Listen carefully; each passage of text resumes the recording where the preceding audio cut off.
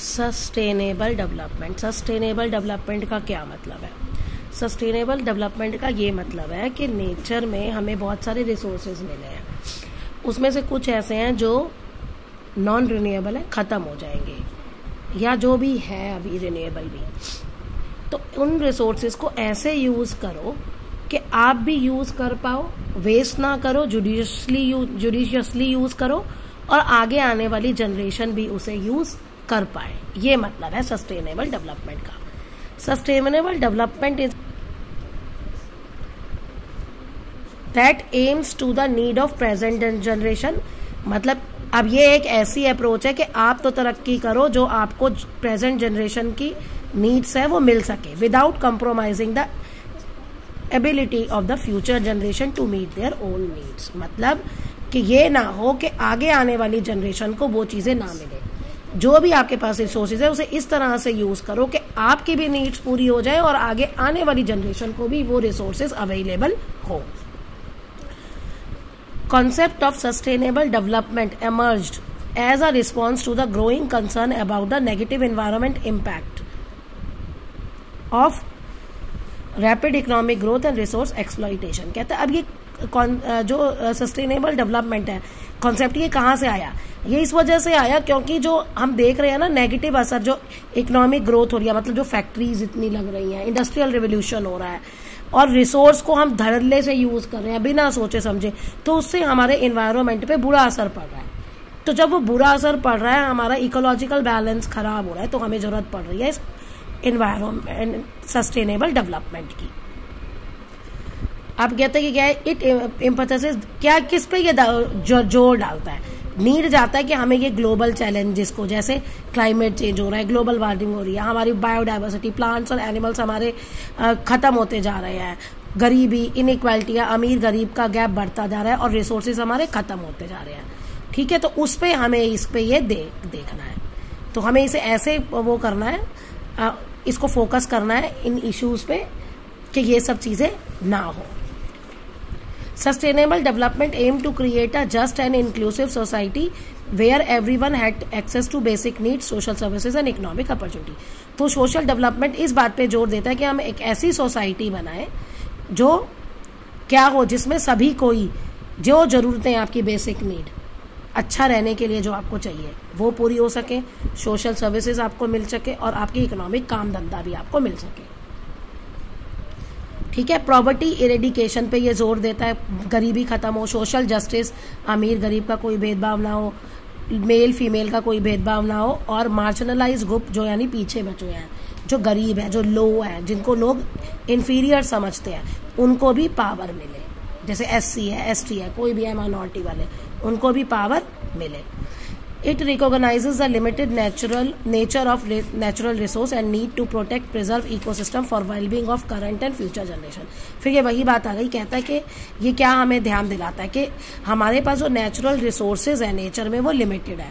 ठीक है, लिमिटेड है वो, और हमें उनको प्रोटेक्ट करना है और हमें अपने इकोसिस्टम को भी बचाना है ताकि आज की और आगे आने वाली जनरेशन आराम से रह सके।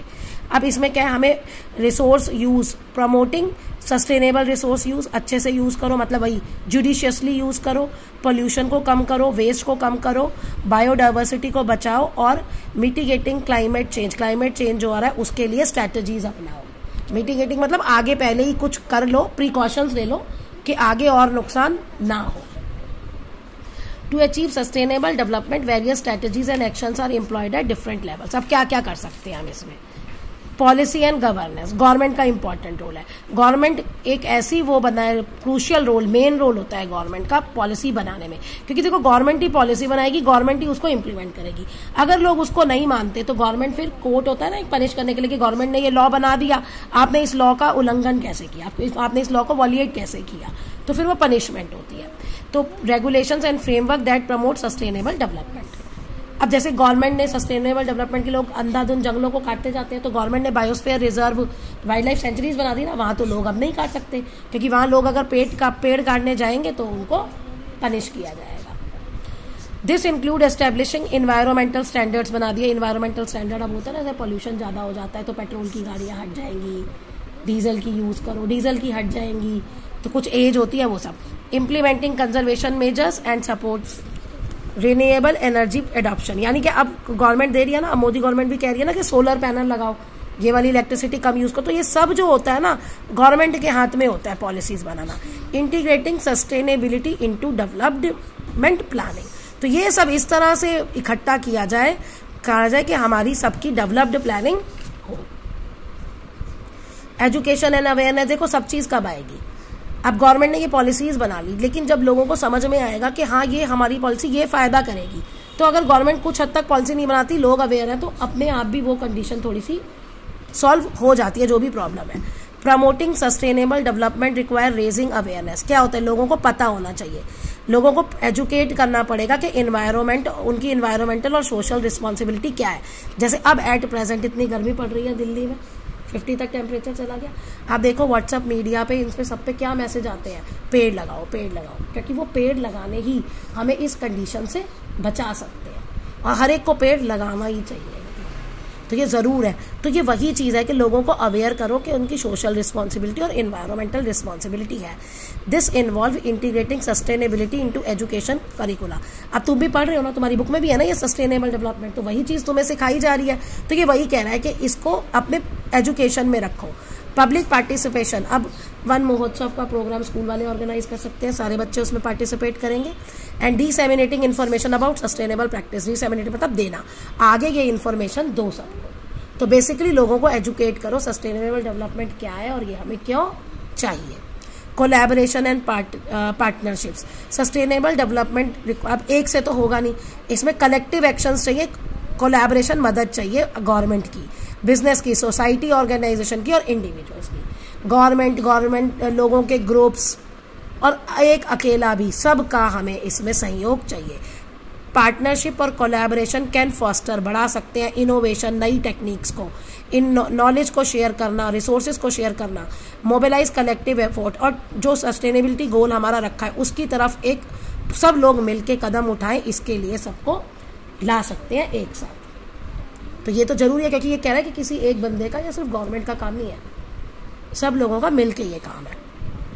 सस्टेनेबल प्रैक्टिस, अब क्या क्या करना चाहिए भाई हमें, adopting sustainable practice as individual, community and organisation. अकेले आप क्या कर सकते हो, कम्युनिटी आपकी मिलके क्या कर सकती है, और ऑर्गेनाइजेशन लेवल पे आप क्या कर सकते हो। रिड्यूसिंग एनर्जी, हम इंडिविजुअल लेवल पे क्या कर सकते हैं भाई, जब जरूरत नहीं है तो पंखे लाइट स्विच ऑन कर लेना, ऑन रखे और रखे, जब जरूरत नहीं है ऑफ कर दे। अब आप इतना एसी में रहते हो, इतनी गर्मी पड़ रही है, इतना एसी में आप रहते हो, दिन रात आपके एसी चलते हैं, अरे दिन में बंद कर दो, कूलर को यूज़ कर लो, थोड़ा सा सह लो, तो वो तो फ़ायदा हमारे में ही है ना। एसी जो है वो गैस रिलीज करता है जो उसके लिए क्लोरोफ्लोरो, जो उसके रिडक्शन के लिए रिस्पॉन्सिबल है, ओजोन के, और ग्लोबल वार्मिंग के लिए भी। ठीक है, वाटर कंजम्पशन, पानी मत वेस्ट करो, रिसाइकलिंग, वेस्ट कम करो, सस्टेनेबल एग्रीकल्चर प्रैक्टिस करो, है ना, और फॉरेस्ट्री प्रैक्टिस, एम्बेरेसिंग न्यू। अब कौन से एनर्जी रिसोर्सेज यूज़ करोगे, सोलर पैनल लगाओ, ये वाले रिसोर्सेज यूज़ मत करो। तो कुछ हम लोगों के हाथ में भी है, तो वो हमें ध्यान देना चाहिए।